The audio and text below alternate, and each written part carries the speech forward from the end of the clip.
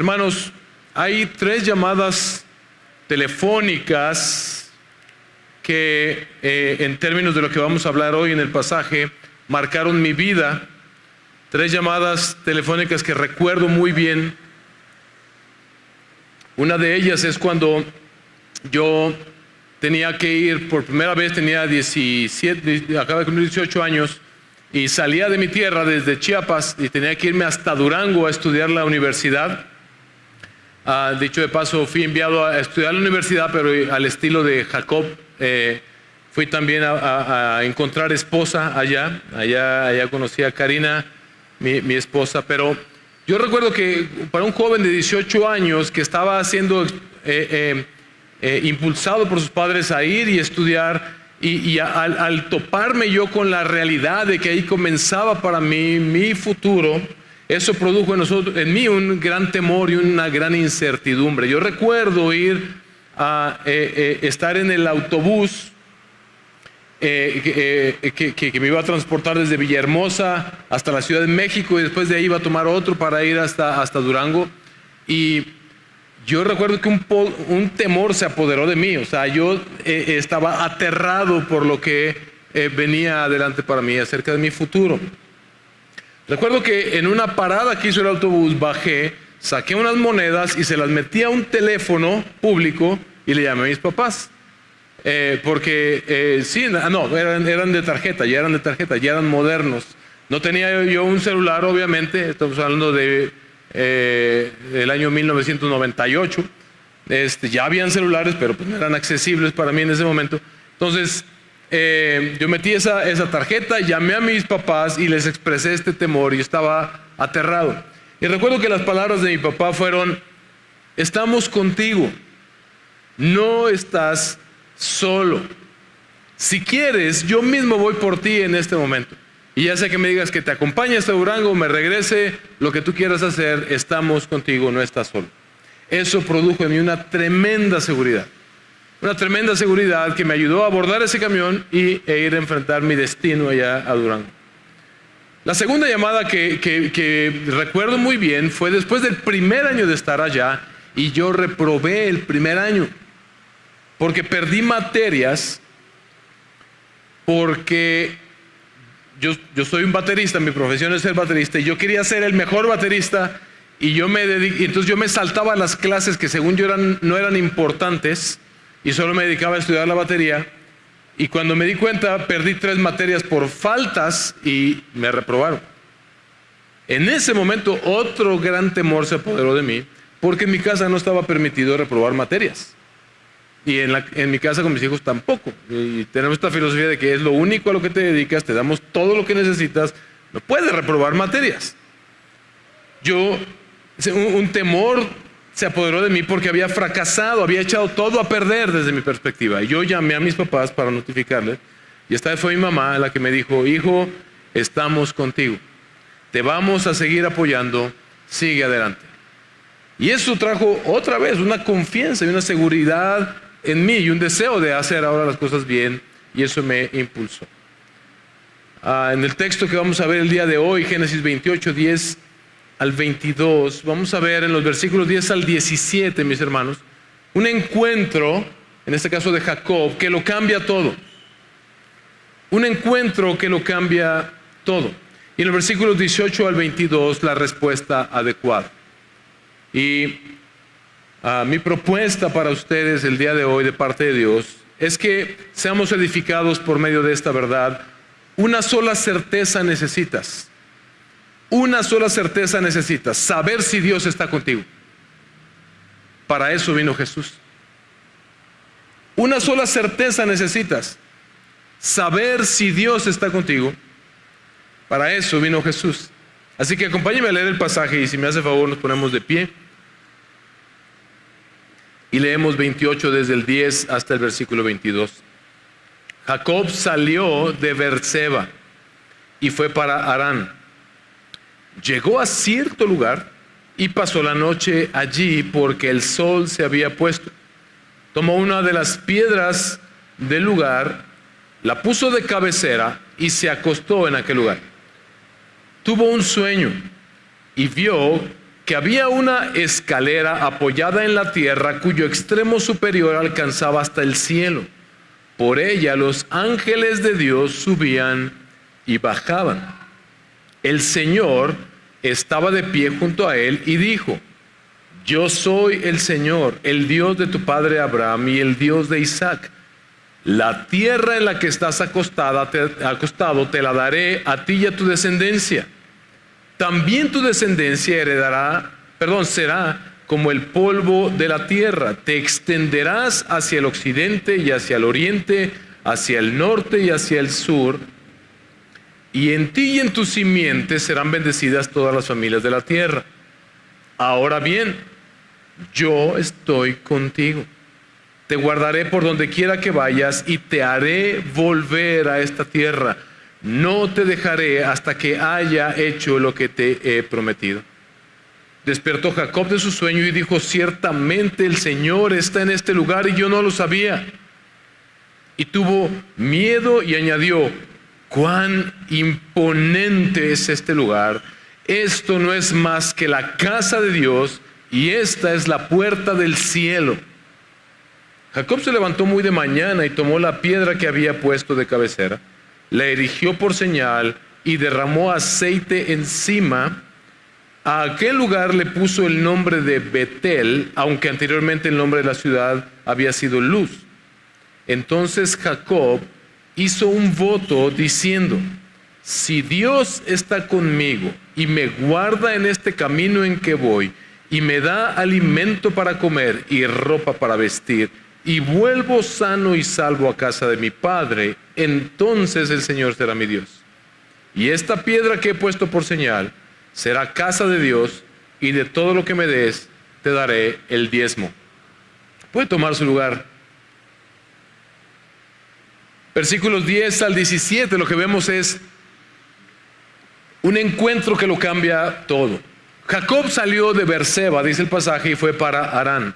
Salir de Beerseba y encaminarse hacia Harán implica salir de la tierra que Dios le prometió a Abraham, que Dios le prometió a Isaac. Implica salir de la tierra prometida.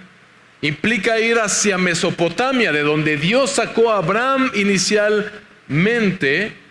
Implica alejarse de la tierra de la promesa.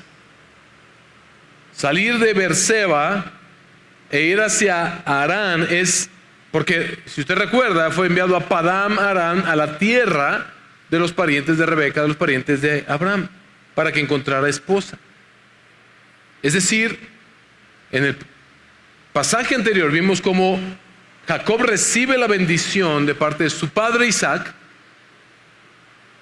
esta promesa que fue transmitida a él desde Abraham, y ahora, como quiera que haya sido, se la dio a Jacob. Pero ahora lo que enseguida está sucediendo es que por las acciones de Isaac, de Esaú, de Jacob, de Rebeca, vimos que cómo todo se complicó de tal manera que él ahora tiene que irse de la tierra de la promesa. En su camino, Jacob se detiene, dice el pasaje, en cierto lugar, obviamente antes de salir de la tierra prometida. Este es un viaje largo que le iba a tomar varios días, pero le agarra la noche y para en cierto lugar, todavía dentro de la tierra prometida, porque el sol ya había caído, la oscuridad había venido. Y Jacob prepara una cama de piedra, usa una piedra como cabecera. Yo no sé si Cuco Sánchez tal vez se inspiró en este pasaje de la Biblia para escribir la canción de la cama de piedra. Me imagino a Jacob ahí construyendo, y de piedra de ser la cama, de piedra la cabecera. La mujer que a mí me quiera iba a buscar mujer.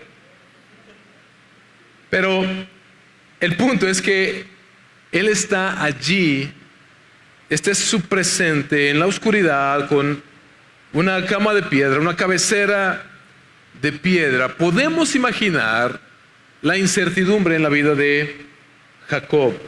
Este es su presente. Él está caminando hacia Harán, si usted recuerda, porque está escapando por su vida. ¿Sí? Él está yendo a Harán a buscar esposa, pero este fue el pretexto inicialmente humanamente hablando, aunque después vamos a ver cómo esto sí fue, cómo Dios utilizó esto también para cumplir su voluntad. Pero humanamente hablando, él está yendo allá bajo el pretexto de encontrar esposa, pero él está huyendo porque su hermano Esaú lo quiere matar. Jacob está huyendo porque su pasado es turbio.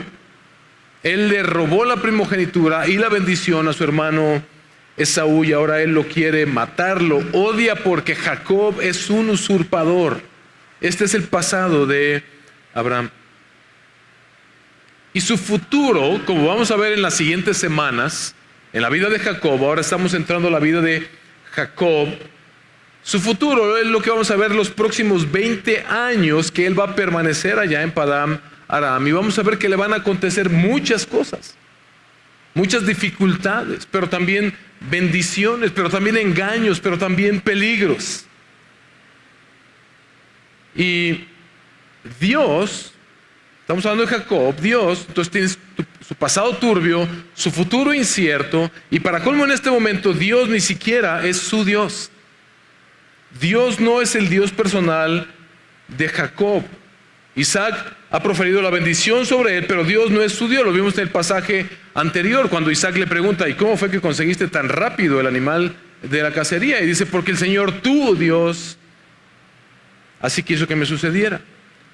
Entonces su futuro en términos humanos es incierto, pero entonces él tiene este sueño, esta visión de parte de Dios, en la que él ve esta escalera que está anclada en el suelo, pero que llega hasta el cielo y que por ella los ángeles de Dios subían y bajaban. ¿Qué significa esta visión? ¿Qué significa esta visión de la escalera? Lo primero que hay que entender es que muy probablemente no se trata de una escalera como las que conocemos, las que usamos para hacer arreglos en nuestras casas o las que usan los trabajadores, sino se trata más bien de lo que sería como una escalinata, como las que tienen las pirámides. Si tú te paras delante de una pirámide, lo que vas a ver es como que si comienza en el suelo y termina en el cielo. Se refiere más a una escalinata como esa, y eso necesariamente tiene que ver con el sigurat que mencionamos en Génesis 11. Si usted recuerda, la torre de Babel, esta torre que en aquel tiempo, si usted arqueológicamente investiga, en Mesopotamia existen estos sigurats que se construían al lado de los templos y eran como este tipo de escalinatas que simbolizaban o ellos creían que había un punto, ¿sí?, de conexión entre el cielo y la tierra, una vía de acceso al cielo desde la tierra. Esta era la concepción que tenían las ciudades antiguas. Y cuando Babel, los hombres quisieron construir esta torre que llegara al cielo para alcanzar a Dios en sus propios términos y no bajo los términos de Dios. Esto es lo que nos recuerda esta escalera. Una vía de acceso se creía en aquel tiempo que había entre el cielo y la tierra, y Dios le está revelando por medio de este sueño a Jacob precisamente esto, que sí hay un punto de conexión entre el cielo y la tierra, pero no bajo los términos de los hombres, sino bajo los términos de Dios, el Creador. Dios existe, mis hermanos. Los que están viniendo al taller de lo que creemos, les animo a los que no están viniendo que vengan, está buenísimo, emocionantísimo. Y algo que vamos a aprender allí es que la Biblia nos revela que Dios, si pudiéramos decirlo de esta manera, existe. Si así se pudiera decir, Dios no existe, Dios es. Entonces vamos a decir Dios es, ¿sí?, en este dualismo metafísico. Eso es impresionante. ¿Qué significa esto? Significa que Dios es la causa de todo. Dios es quien ha creado todo lo que existe, ¿sí? Pero entonces, por un lado, Él es la causa de toda realidad creada, de todo lo que se puede ver. Él es la causa, Él es el creador. Pero al mismo tiempo, en este dualismo, la otra parte de este dualismo es que Él está separado de su creación. Y esto nos blinda, nos ayuda, nos protege contra el panteísmo, por ejemplo, que te dice que Dios es Dios está en todo lo creado, que Dios es la creación misma, que si tú abrazas un árbol, ahí está Dios. Eso es completamente falso. Dios es la causa por la que existe todo lo creado. Él lo creó, pero Él está separado de su creación. Pero esto también, esta visión de Jacob también nos muestra que Dios, aunque está separado de su creación, al mismo tiempo está presente en su creación. Esta es la doctrina de la providencia de Dios. Es Dios quien sostiene todo lo que Él mismo creó. Y esto nos protege del deísmo, que dice que sí, hay un Dios que nos creó, pero luego nos aventó y ahora háganle como quieran, yo ya hice mi parte, y está separado y está ausente de su creación. Dios está presente con su creación todo el tiempo. Y estos ángeles subiendo y bajando, en primer lugar, lo que nos muestran es esto, esta doctrina de la providencia de Dios. Estos ángeles subiendo y bajando de alguna manera simbolizan a todo el ejército de ángeles y no sabemos de qué más seres que Dios tiene trabajando para que se lleven a cabo todos sus propósitos, no solamente creadores, sino redentores. Y en el extremo superior de esta escalera, lo que ve Jacob es que está Dios mismo. Y Dios mismo se dirige a Jacob y le reitera quién es Él, este Dios, y el plan que Él tiene para Jacob, como lo leímos en el pasaje. Cómo Dios planea continuar por medio de Jacob lo que le prometió a Abraham y luego a su padre Isaac. Jacob vio en este sueño, mis hermanos, lo que era invisible para él en su vida terrenal. ¿Y qué es lo que le dice el Señor? Vimos en primer lugar que entonces esta escalera simboliza esta providencia de Dios, que sí hay un punto de conexión entre el cielo y la tierra, pero esto simboliza algo más también, y lo vamos a ver más adelante. En los versículos 13 al 14 el Señor le dice: yo soy el Señor, el Dios de tu padre Abraham y el Dios de Isaac. La tierra en la que estás acostado te la daré a ti y a tu descendencia. También tu descendencia será como el polvo de la tierra. Te extenderás hacia el oriente, al occidente, hacia el norte y hacia el sur, y en ti serán benditas todas las naciones de la tierra. ¿A quién se le había prometido inicialmente esto? A Jacob. Y después a Isaac. Nos vamos dando en cuenta entonces que ahora no es un tema, cuando hablamos de las bendiciones de Dios y de las promesas de Dios, no es un tema meramente personal. Lo que Génesis nos revela es que Dios tiene un plan de redención y estas promesas que Él hace son a estas personas que Él elige para que ellos lleven a cabo su plan redentor. Es decir, para que Él lleve su plan redentor por medio de ellos. ¿Y por qué quiero aclarar esto? Porque ahora nos topamos con Jacob. Encontramos varias cosas que resaltar de Abraham y de Isaac, pero hasta este momento de Jacob no hay mucho bueno que decir, más que era medio tranza, engañador, que negocia primogenituras, que roba bendiciones. Es un usurpador, es un mentiroso que engañó a su padre, que engañó a su hermano para robarles la bendición. Pero como vimos la semana pasada, Dios no detendría sus planes de salvación, mis hermanos, para la humanidad, para ti y para mí, por esos errores de Jacob. Y Dios en su soberanía incluso utilizó el engaño de Rebeca y de Jacob para que se llevaran a cabo sus propósitos. Nos quedó perfectamente claro que en realidad ninguno de los personajes era digno de cargar con esta bendición, con esta promesa. ¿Quién era digno? ¿Isaac era digno? No, no era digno, lo demostró en el pasaje pasado. Él quería hacer su propia voluntad. Rebeca tampoco, Esaú tampoco, Jacob tampoco. Nos quedó claro que Dios en su gracia no depende de los hombres, sino de las promesas que Él hizo. Depende de su fidelidad. Y ahora esto no quiere decir de ninguna manera que Dios sea un Dios condescendiente con el pecado, o que haga la vista gorda del pecado. Vamos a ver cómo Jacob pasa los siguientes 20 años experimentando muchas de las consecuencias de sus acciones pasadas. Lo van a engañar, como vimos la semana pasada también. Le van a hacer trampa a él. Va a trabajar muy duro para obtener una esposa y luego, curiosamente, se va a llevar dos y vamos a ver cómo va a trabajar para poder obtener el sustento. Pero lo más importante es que esos 20 años Dios los utilizaría no como un castigo para Jacob propiamente, sino más importante aún para que él conociera a Dios personalmente y para que él fuera formado en su carácter y en su fe. Esto es lo que vamos a ver en la siguiente semana. Pero hay otro problema. Regresamos al problema inicial. Jacob se está yendo de la tierra prometida. Él se está alejando, él se está yendo hacia Mesopotamia. Y el Señor ha pronunciado personalmente ahora, primero fue Isaac quien a regañadientes le dio esta bendición a Isaac. Quería pero no quería, pero ahora Dios confirma, sí, verdaderamente yo escogí a Jacob y ahora es Dios quien personalmente le transmite la misma bendición que a Abraham, que a Isaac y que a Jacob acerca de la tierra, acerca de la gran nación, acerca de que en su simiente serían benditas todas las naciones de la tierra, pero se sigue alejando de la tierra prometida. Pero entonces el Señor le hace una promesa específica que lo cambia todo.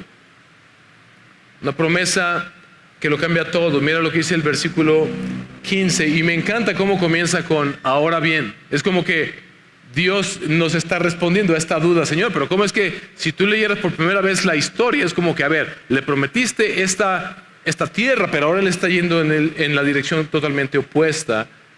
Pero el Señor nos lo aclara. Ahora bien, versículo 15. Yo estoy contigo. Yo estoy contigo, con Jacob, el indigno. Yo estoy contigo. Y no solo eso, le dice, te guardaré por donde quiera que vayas y te haré volver a esta tierra. Te guardaré por donde quiera que vayas y te haré volver a esta tierra. Ahorita te estás alejando, pero yo voy a hacer algo contigo y te regresaré a esta tierra. Y mira esta hermosa promesa, no te dejaré hasta que haya hecho lo que te he prometido. ¡Qué promesa! Doctrinalmente, esto nos habla de la doctrina de la perseverancia de los santos. La Biblia nos muestra de principio a fin que nuestra redención, nuestra salvación, depende de principio a fin de la obra de Dios. Mentira de que Dios coloca tu salvación en tus manos y la debes de cuidar. Hermanos, la perderíamos cada 5 minutos. Pero las promesas de Dios son gloriosas en términos de cómo nos deja ver que es Él quien cumplirá sus promesas, no por quién es Jacob, sino a pesar de quién es Jacob. No por quién eres tú, no por quién soy yo, sino a pesar de quiénes somos. Y si tú fuiste elegido para poner tu fe en Jesús, si tú has puesto tu fe en Jesús verdaderamente, eso quiere decir que Dios te eligió para salvación. Y eso quiere decir que contigo sucederá exactamente lo mismo que con Jacob. Que Él no te va a soltar, que Él va a estar contigo y no te dejará hasta que haya hecho lo que te ha prometido. ¡Qué tremenda promesa! Ahora, Jacob va a pasar 20 años aprendiendo a no depender de sí mismo, sino del Señor. Los tropiezos y las cosas que en el camino nos vamos a topar por nuestra negligencia y por nuestra falta de fe, bueno, pero qué garantía, qué promesa le hace el Señor: no te dejaré hasta que haya hecho lo que te he prometido. Y esto lo cambiaría todo para Jacob. Y así fue. Jacob estaba teniendo este encuentro personal con Dios que le cambiaba su perspectiva de todo a partir de ahora. Seguramente él había escuchado las historias de su padre Abraham, las historias de su abuelo Abraham, de su padre Isaac, y cómo fueron transmitidas de uno a otro, pero Dios no era su Dios hasta este momento. Como dijo Job, de oídas le había oído, pero todo estaba a punto de cambiar por medio de este encuentro que él tiene con el Señor. Y dice el pasaje que despertó Jacob del sueño y dijo: ciertamente el Señor está en este lugar.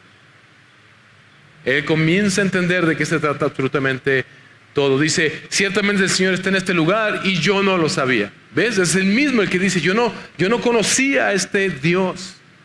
Y esto es lo que nos ha pasado a muchos, a ti y a mí, que estamos verdaderamente en Cristo Jesús. No fue que le echamos más ganas para creer, es que un día el Señor, porque escuchamos el Evangelio, leímos en su palabra el Evangelio de nuestro Señor Jesucristo, que ¡pum!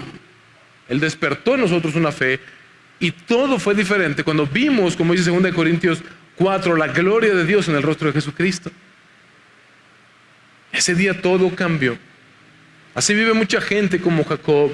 Ciertamente el Señor está en este lugar y yo no lo sabía. Así vive mucha gente como si no supiera que Dios está presente con su creación, o por verdadera ignorancia de ello, porque no les hemos predicado que de esto se trata todo, de que Dios está presente en su creación y quiere salvar a pecadores.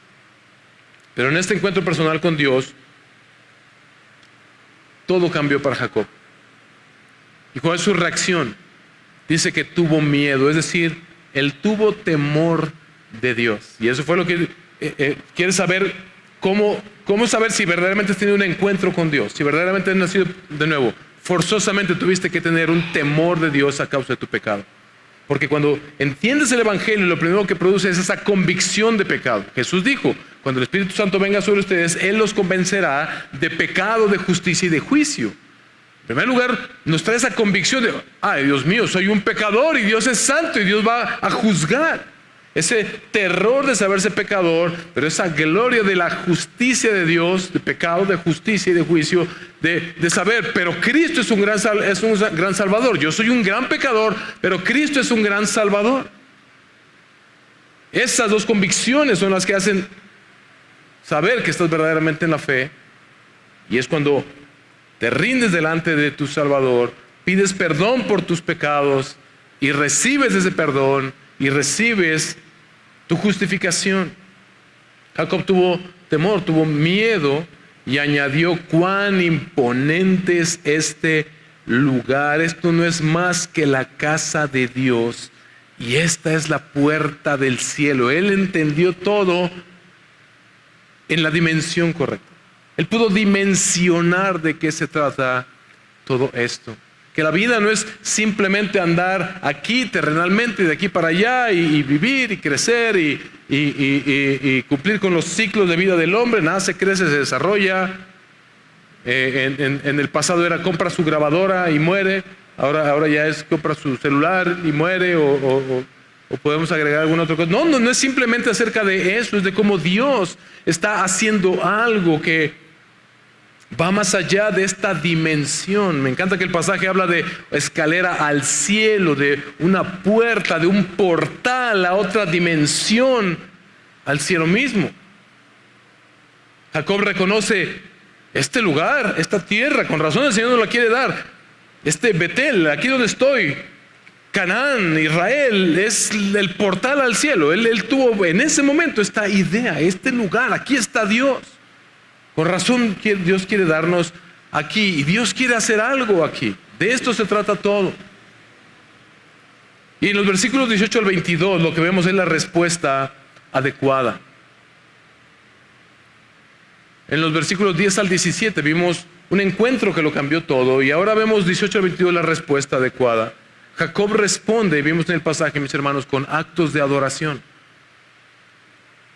Ante esta revelación, Jacob responde con actos de adoración. Jacob se levantó muy de mañana y tomó la piedra que había usado como cabecera, la erigió por señal, derramó aceite encima. Levantar estas piedras era una práctica común también en aquellas culturas del Antiguo Oriente, y era como una manera de consagrar un lugar, de dedicar estos lugares sagrados, y él vertió este aceite haciendo esto. Ya Abraham, vimos previamente en Génesis, había levantado altares previamente en aquellos lugares donde tuvo estos encuentros con Dios. Y más adelante, cuando lleguemos al capítulo 35, vamos a ver que efectivamente Jacob regresa, ya no solo en la piedra, sino que ahora construye un altar en ese lugar. Dice que Jacob, en respuesta a esto, también cambia el lugar de el nombre de este lugar, que hasta aquel momento era Luz, por Betel. Betel significa casa de Dios. Betel significa casa de Dios. Esta es la casa de Dios. Lo que podemos ver aquí también es cómo se empiezan a establecer muchos de los preceptos que regirían después al pueblo de Israel en cuanto a la ley y a todas sus prácticas.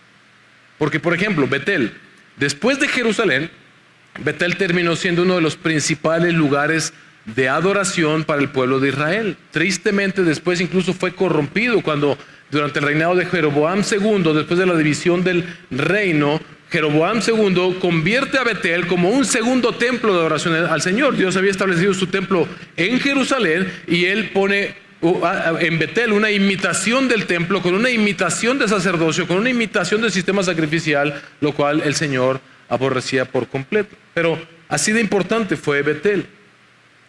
Jacob hizo también en ese lugar un voto al Señor, un voto de consagración al Señor. Pero es interesante si hacemos el análisis de este voto, porque pareciera que fuera un voto condicional. Esto se puede interpretar de dos maneras. Yo honestamente no sé cuál de las dos sea la manera correcta de interpretarlo. El Señor no lo responderá ya, pero yo cuando me topo con este tipo de verdades, yo dejo que las dos corran paralelas. Para mí las dos son igualmente válidas, porque por un lado parece absurdo lo que Jacob está haciendo. O sea, mientras que Dios se está comprometiendo completamente a estar con él, a no dejarlo hasta que cumpla todo lo que le ha prometido, Jacob responde con un: si tú cumples todo eso que me estás prometiendo, entonces tú serás mi Dios. Y me encanta porque la Biblia nos muestra a estos personajes de la Biblia tal cual son. Ya lo hemos venido viendo en estas últimas semanas. No pretende mostrarnos figuritas a imitar. Nos muestra precisamente cuál es nuestro problema como seres humanos, porque igualitos somos tú y yo. Si haces esto, Señor, pues entonces sí, yo te respondo. Si me cumples esta petición, si me das esto otro, si me das trabajo, si me das dinero, si me das esto, entonces yo. Si tú, entonces yo. Si tú, entonces yo. Al final de cuentas es Jacob. Si tú me guardas en este camino, si me das alimento para comer, si vuelvo y sano en mi casa, entonces serás mi Dios. Pero por otro lado, también esto pudiera significar todo lo contrario. Algunos afirman que no es condicional, sino una manera de decir: creo en esto que el Señor me ha dicho y sé que sucederá, y al final, cuando todo esto suceda, eso será la prueba de que el Señor es mi Dios y el Señor está conmigo. Y podemos caminar con estas dos maneras de interpretarlo sin ningún problema. No hay conflicto en ninguna de las dos. Una nos protege de no querer condicionar a Dios y la otra nos ayuda a confiar en el Señor. Pero Jacob promete que a su regreso, esta piedra que él colocó ahí, ahora la va a convertir en este altar. En capítulo 35 vamos a llegar donde vemos que Dios sí lo hace. Aparte de hacer este voto de consagración, él promete darle el diezmo al Señor de todo lo que Dios le dé. Y es que, mis hermanos, cuando tú has tenido un encuentro con Dios, un encuentro real con el Señor, la única respuesta adecuada, apropiada, es adoración. Consagración total al Señor. Dar el diezmo, esto ya lo habíamos visto con Abraham.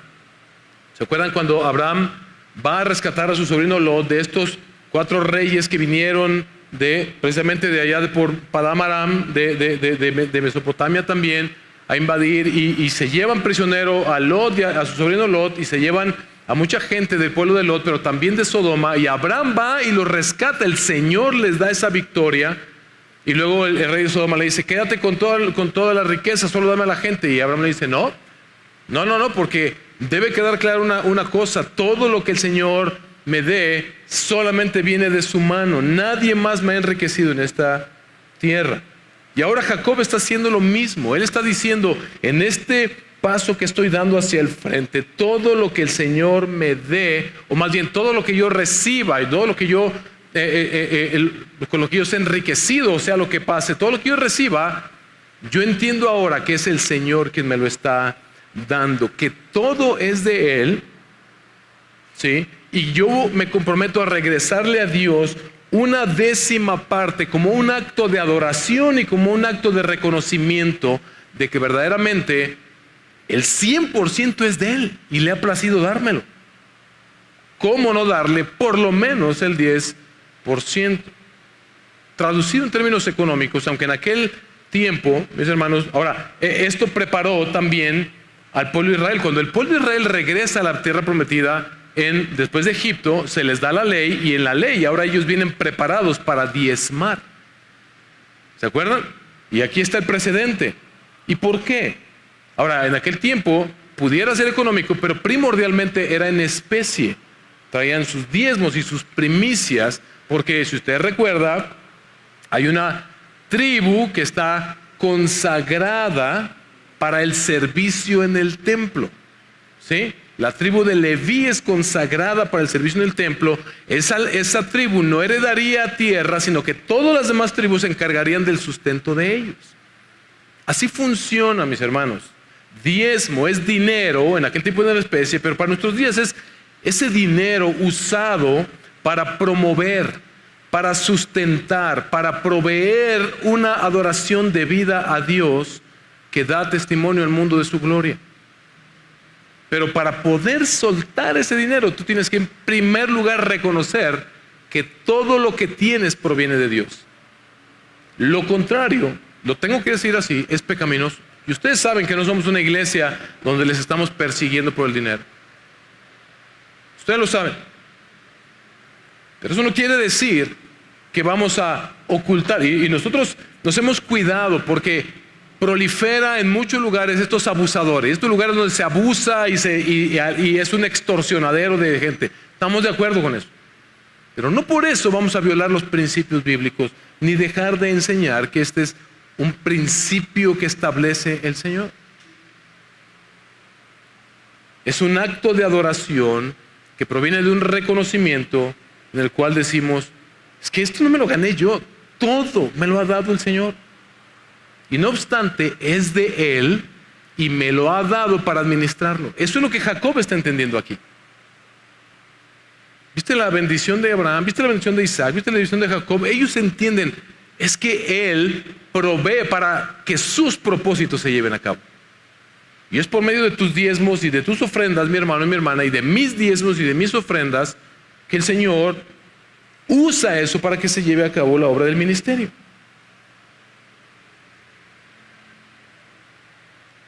Esto sirvió de modelo para el pueblo de Israel. Ellos regresarían y harían todo esto, y harían estos votos de consagración también al Señor, y tendrían a Betel como un lugar de adoración. Hermanos, yo les dije que hubo 3 llamadas y les mencioné solamente 2.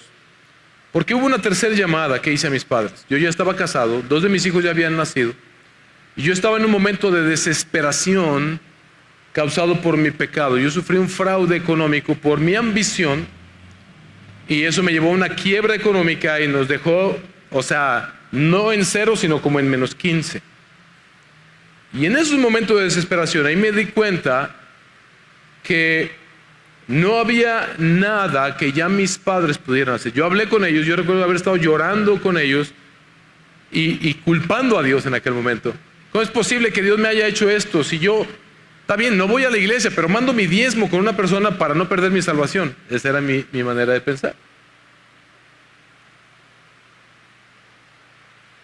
Yo me di cuenta que ahí mis padres ya no podían hacer nada por mí, más que orar por mí. Pero peor que eso, yo me di cuenta que no tenía la certeza de que el Señor estuviera conmigo. Ese momento me llevó a darme cuenta, espérate, todo lo que he vivido es una farsa. Más de 30 años de pseudo cristianismo, y hasta sirviendo en las iglesias y todo. Yo me di cuenta que yo ya solamente podía cavar más profundo, y ahí fue donde yo clamé a Dios y comencé a buscarlo en su palabra. Yo estaba tan decepcionado que yo dije, yo voy a leer la Biblia para encontrar la mentira y desmentir a toda esta bola de tontos que como yo han creído. Pero dije, pero si existes, te quiero conocer. Y finalmente, por primera vez, algo sucedió. Ahí fue cuando clamé a Dios. Le dije, si existes, pues desciende a mí, ven a mí y manifiéstate a mí. Baja por tu escalera y ven a rescatarme. ¿Y sabes qué? Así sucedió. En ese oscuro valle, donde parecía que nuestro destino iba a ser en dormir en camas de piedra por la eternidad, el Señor vino a mí. Mis hermanos, llega el día a todo ser humano.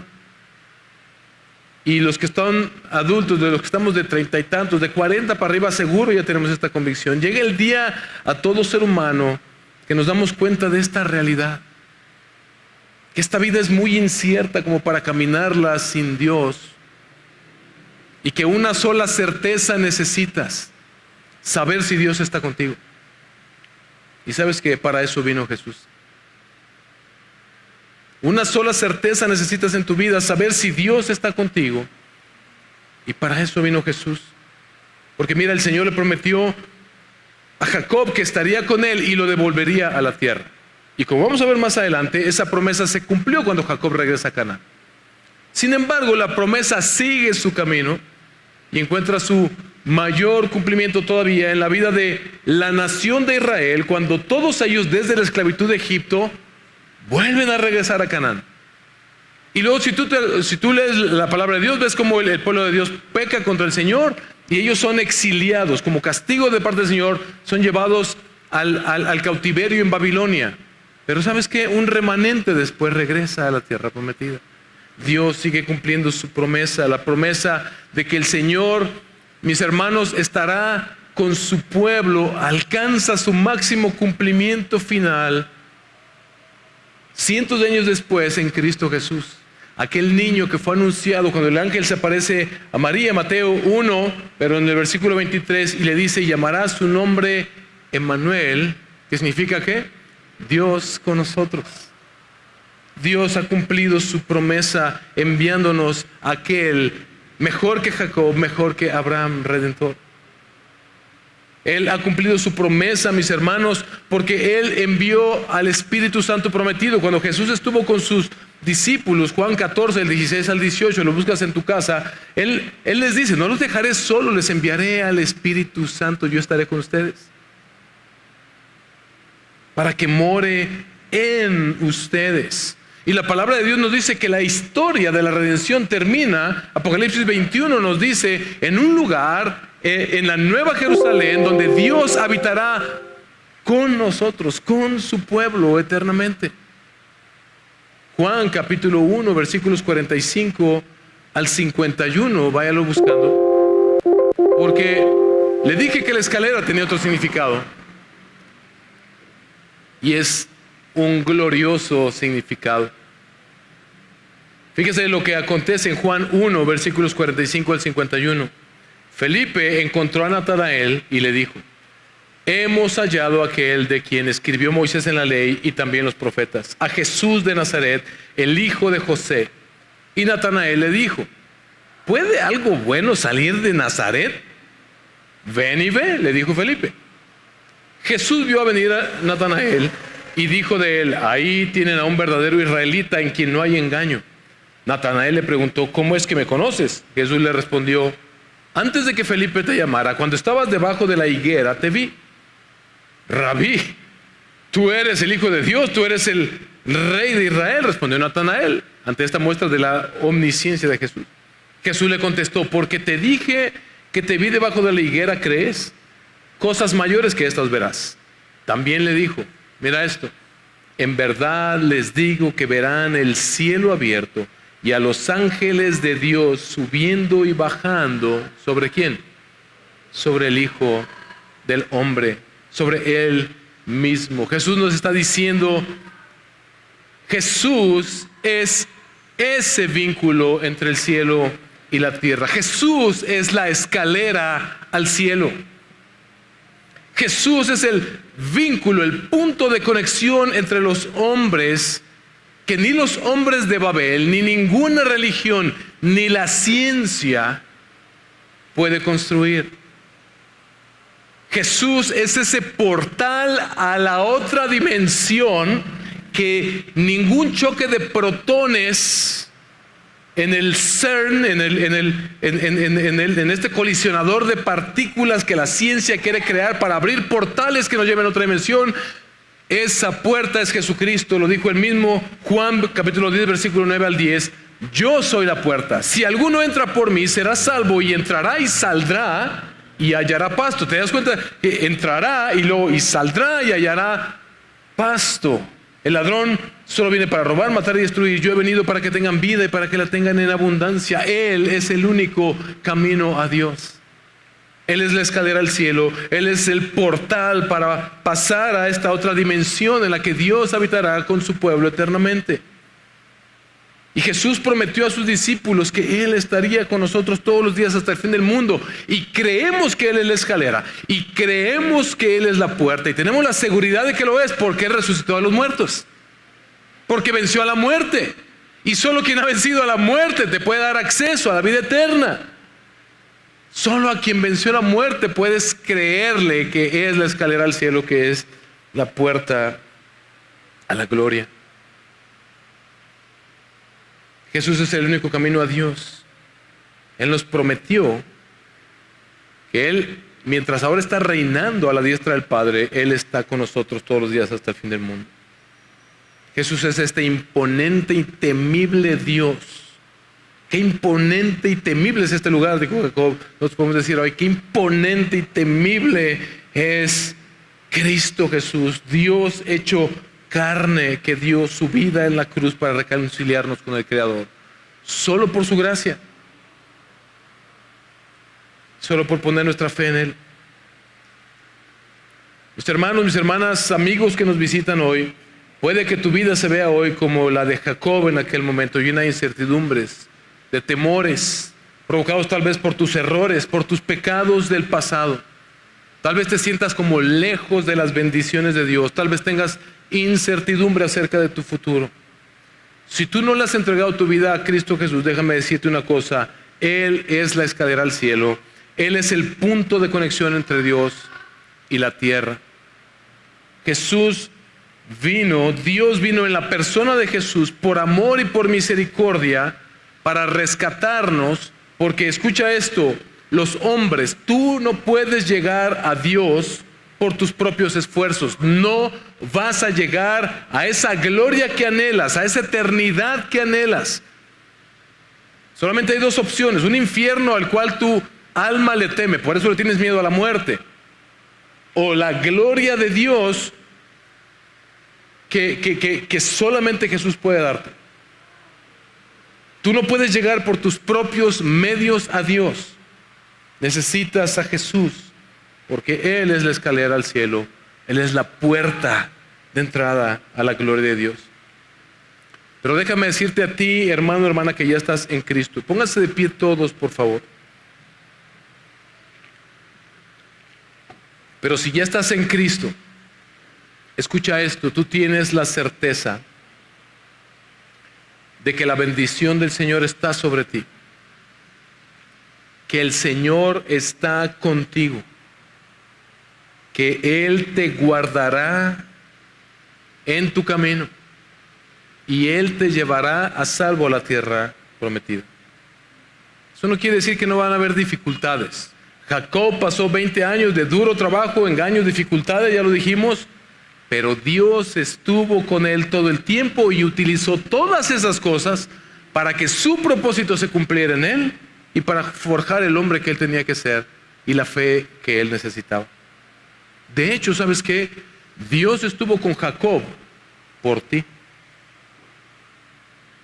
Porque la promesa no fue hecha a una familia, fue hecha a la humanidad entera. Dios estuvo con Jacob para cumplir su promesa y tú tuvieras hoy la oportunidad de entregar, de que por medio de Jesucristo tú obtuvieras esta redención y la vida eterna. Mis hermanos, quiero hablar a los miembros de esta congregación y quiero invitar a todos aquellos que están en Cristo pero que no han abrazado la fe. Piensa en lo que es la iglesia y cómo Dios ama a su iglesia, pero a la iglesia le quiero decir esto, porque mira, para el pueblo de Israel en aquel tiempo, cuando ellos leyeron esto, tal vez estaban otra vez en el desierto o a punto de entrar a la tierra prometida con incertidumbres. ¿Te acuerdas que ellos empezaron a acariciar su pasado? Ay, ahí en Egipto por lo menos había carne, esto y el otro. Y luego, pero mira los gigantes que están allá enfrente, se ve imposible, no vamos a poder entrar. ¿Cómo les ayudó leer este pasaje para saber, yo estoy contigo, yo te voy a dar esa tierra prometida? De la misma manera, la iglesia el día de hoy, mis hermanos, puede vivir con la confianza de que a través de Jesús, quien es esta conexión entre el cielo y la tierra, entre Dios y la humanidad, Dios ha restaurado esta relación, por lo tanto no estamos solos en este mundo malvado, no estamos solos en nuestra misión. Es de gran ánimo saber que así como el pueblo de Israel, como Jacob y el pueblo de Israel, la iglesia de Jesucristo, mis hermanos, nuestra historia, todo nuestro futuro está en sus amorosas manos. Él tiene un plan, Él hará algo. Y nada va a impedir que ese algo se lleve a cabo. Nuestro futuro está en sus manos. Si Dios nos ha dado a Cristo, dice la palabra, ¿cómo no nos dará las demás cosas? Él sigue obrando hoy. Cristo está edificando su iglesia hoy. Y Él dijo, las puertas del Hades no prevalecerán contra ellas. ¿Y por qué? Porque Él está con nosotros. Él está edificando esta iglesia. No es ni Emmanuel, ni gracia soberana, no es ni un sistema teológico, no es ni nuestra confesión de fe, no es ni cómo hacemos iglesia, no es ni nuestra música. Nada de eso sirve si no es Dios, si no es Jesús quien está edificando su iglesia. Pero cuando Él está edificando su iglesia, tú tienes la garantía, Él está allí y las puertas del Hades no prevalecerán contra eso. Así que si Dios te ha integrado a esta iglesia, esta es tu certeza. Mateo 28, 18 al 20, Jesús les dijo, acercándose, les dijo, toda autoridad me ha sido dada en el cielo y en la tierra. Vayan pues y hagan discípulos de todas las naciones, bautizándolos en el nombre del Padre, del Hijo y del Espíritu Santo, enseñándoles a guardar todo lo que les he mandado. Y recuerden, yo estoy con ustedes todos los días hasta el fin del mundo. Sal y predica. Sal y háblale a otros que no han tenido este encuentro con la escalera al cielo. Anúnciales que hay un punto de conexión entre el cielo y la tierra, que es Cristo Jesús. Hay una manera de acceder a la vida eterna. Ve sin temor, el Señor estará contigo si tú lo haces. Él está con nosotros hasta que Él regrese a consumar su reino. Quiero terminar con esto ya bien rápido. Entender todo esto nos da perspectiva, mis hermanos, para los tiempos difíciles, tiempos inciertos, para cualquier momento. Dios está con nosotros y eso lo cambia todo. Pero hay una respuesta necesaria. Si tú viste, Jacob respondió con actos de adoración. ¿Cómo vas a responder tú a este llamado? La única respuesta adecuada, mis hermanos, a la infinita gracia que Dios nos ha mostrado en Cristo Jesús es con actos de adoración y devoción a Él. Responder en fe, confianza en Él, temerle, tener un temor reverente de nuestro Dios, adorarle, tener ese anhelo de que tu vida sea una vida de oración, ese anhelo de venir cada domingo temprano con el pueblo de Dios para estar presentes y estar todos solemnemente reunidos para levantar nuestro canto de adoración al Señor. Ofrendarle es requerido para la vida cristiana. Así se desempeña la vida cristiana. Así mostramos nuestro entendimiento de que todo depende de Él, nuestro sometimiento a su palabra y nuestra confianza en Él. Jurarle fidelidad, promover su adoración. Jacob levantó esas piedras y prometió después regresar y hacer un altar para que allí se adorara al Señor. Todo lo que tú y yo hacemos como iglesia está enfocado no para de aquí a que se muera cada uno de ustedes o yo. Queremos que este sea un lugar en donde hagamos nosotros nuestra parte y edifiquemos y coloquemos la piedra y coloquemos aceite sobre ella en términos de que queremos consagrar esto y trabajar para que esto sea un lugar donde por décadas, hasta que venga Cristo, el Evangelio esté siendo predicado fielmente a tus hijos, a tus nietos, a tus bisnietos, a tus tataranietos, hasta que Cristo regrese. Adoramos a Dios no para atraer su atención, no como, Señor, míranos, aquí estamos, no te olvides, echa las bendiciones para acá, como en los desfiles, no va pasando la reina aventando dulces y tú, le gritas para que te aviente dulces. No, así no funciona. Adoramos a Dios en respuesta a lo que Él ya hizo por nosotros en Cristo Jesús. Él ha cumplido su promesa, Él está con nosotros. Él descendió a nosotros los pecadores para bendecirnos. Nosotros no podíamos llegar a Él, Él vino a nosotros para bendecirnos y asegurarnos su presencia y su protección y un destino glorioso a donde Él nos llevará. Mis hermanos, una sola certeza necesitamos: saber si Dios está con nosotros. Una sola certeza necesitas: saber si Dios está contigo. Para eso vino Jesús.